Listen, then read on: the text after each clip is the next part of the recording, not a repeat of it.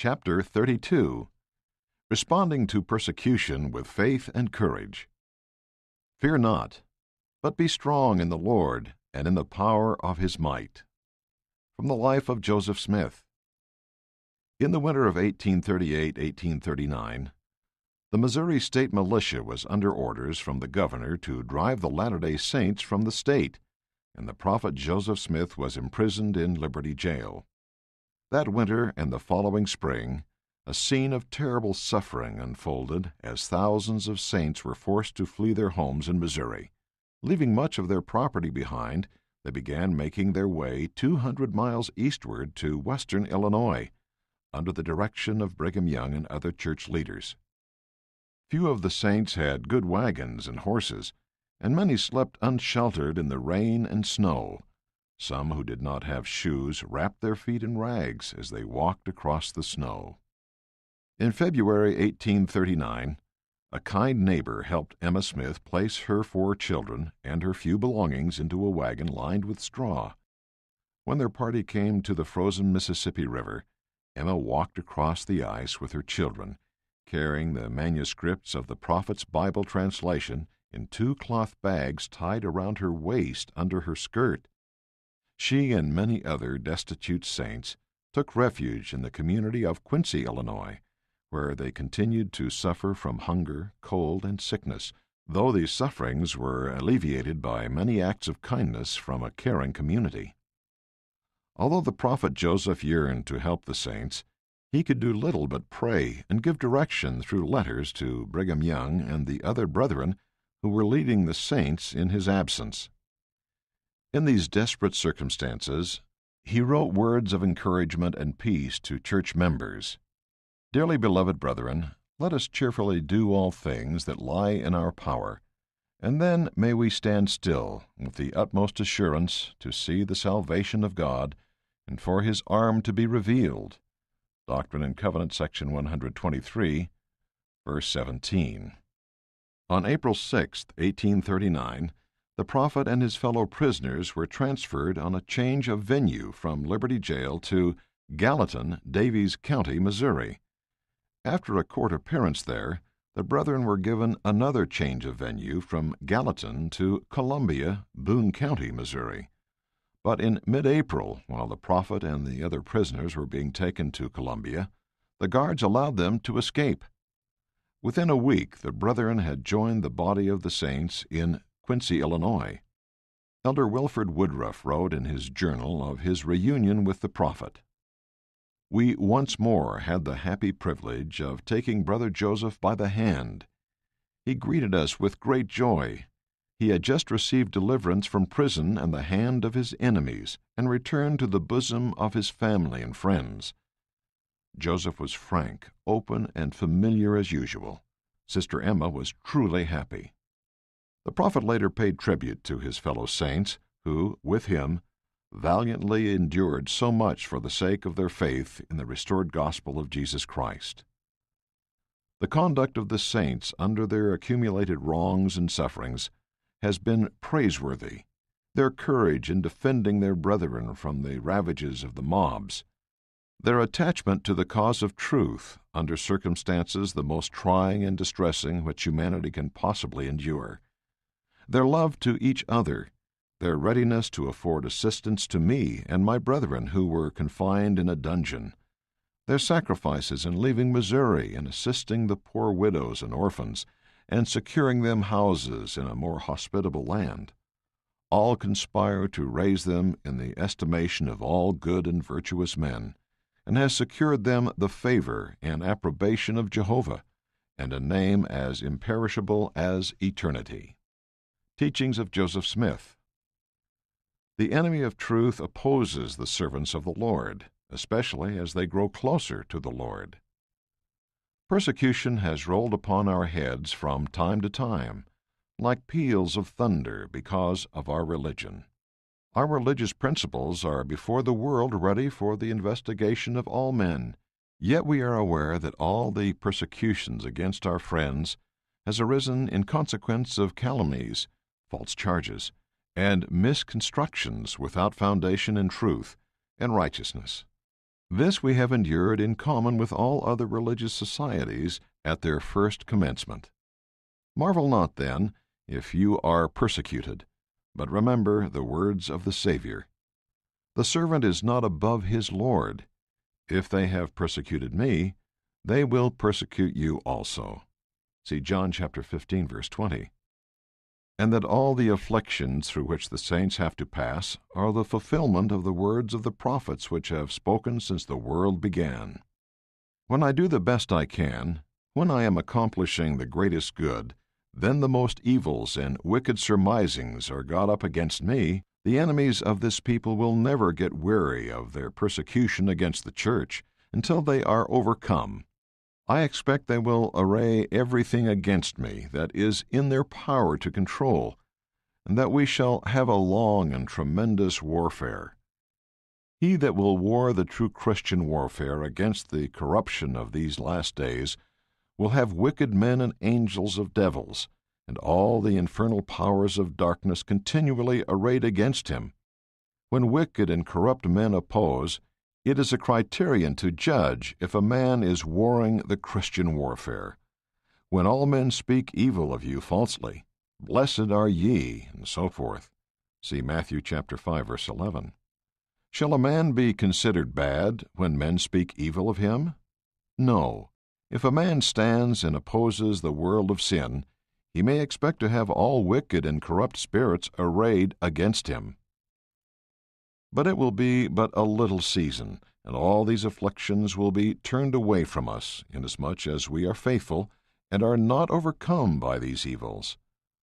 By seeing the blessings of the endowment rolling on, and the kingdom increasing and spreading from sea to sea, we shall rejoice that we were not overcome by these foolish things. It is thought by some that our enemies would be satisfied with my destruction. But I tell you that as soon as they have shed my blood, they will thirst for the blood of every man in whose heart dwells a single spark of the spirit of the fullness of the gospel. The opposition of these men is moved by the spirit of the adversary of all righteousness. It is not only to destroy me, but every man and woman who dares believe the doctrines that God hath inspired me to teach to this generation. I have learned by experience that the enemy of truth does not slumber, nor cease his exertions to bias the minds of communities against the servants of the Lord by stirring up the indignation of men upon all matters of importance or interest. Those who love God will bear persecution with courage and faith.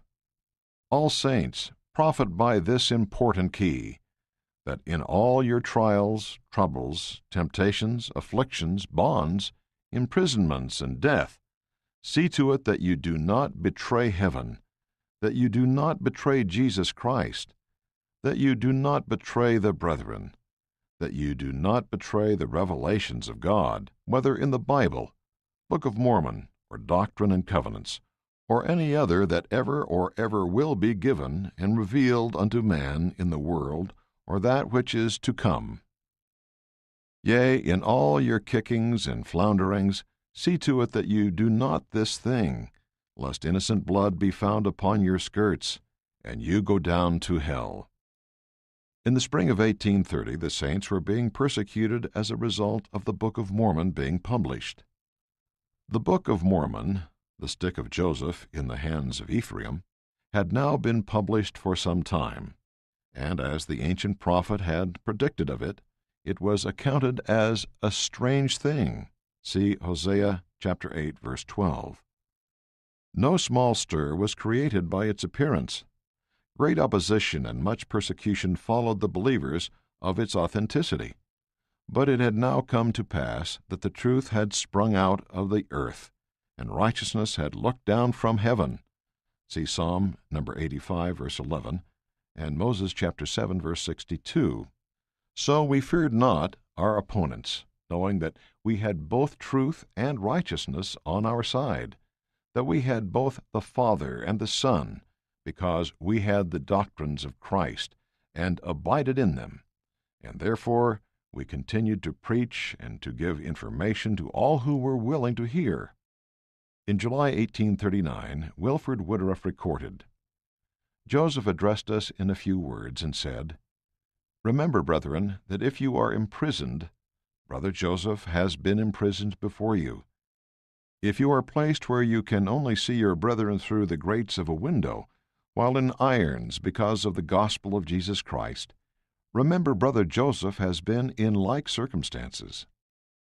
In 1841, Joseph Smith and his counselors in the First Presidency wrote, "The truth, like the sturdy oak, has stood unhurt amid the contending elements, which have beat upon it with tremendous force. The floods have rolled, wave after wave, in quick succession, and have not swallowed it up. They have lifted up their voice, O Lord, the floods have lifted up their voice. But the Lord of hosts is mightier than the mighty waves of the sea." See Psalm number 93, verses 3 and 4. Nor have the flames of persecution, with all the influence of mobs, been able to destroy it, but like Moses' bush, it has stood unconsumed, and now at this moment presents an important spectacle both to men and angels. Where can we turn our eyes to behold such another? We contemplate a people who have embraced a system of religion, unpopular, and the adherence to which has brought upon them repeated persecutions. A people who, for their love of God and attachment to His cause, have suffered hunger, nakedness, perils, and almost every privation. A people who, for the sake of their religion, have had to mourn the premature death of parents, husbands, wives, and children. A people who have preferred death to slavery and hypocrisy, and have honorably maintained their characters and stood firm and immovable in times that have tried men's souls. God's mighty power will sustain those who are persecuted for righteousness' sake. While imprisoned in Liberty Jail, Joseph Smith wrote to the saints, "Do not think that our hearts faint, as though some strange thing had happened to us." See 1 Peter chapter 4, verse 12. "For we have seen and been assured of all these things beforehand, and have an assurance of a better hope than that of our persecutors. Therefore God hath made broad our shoulders for the burden. We glory in our tribulation, because we know that God is with us, that He is our friend, and that He will save our souls. We do not care for them that kill the body. They cannot harm our souls." See Matthew chapter 10, verse 28. We ask no favors at the hands of mobs, nor of the world, nor of the devil, nor of his emissaries, the dissenters, and those who love and make and swear falsehoods, to take away our lives. We have never dissembled, nor will we for the sake of our lives. We know that we have been endeavoring with all our mind, might, and strength to do the will of God, and all things whatsoever He has commanded us.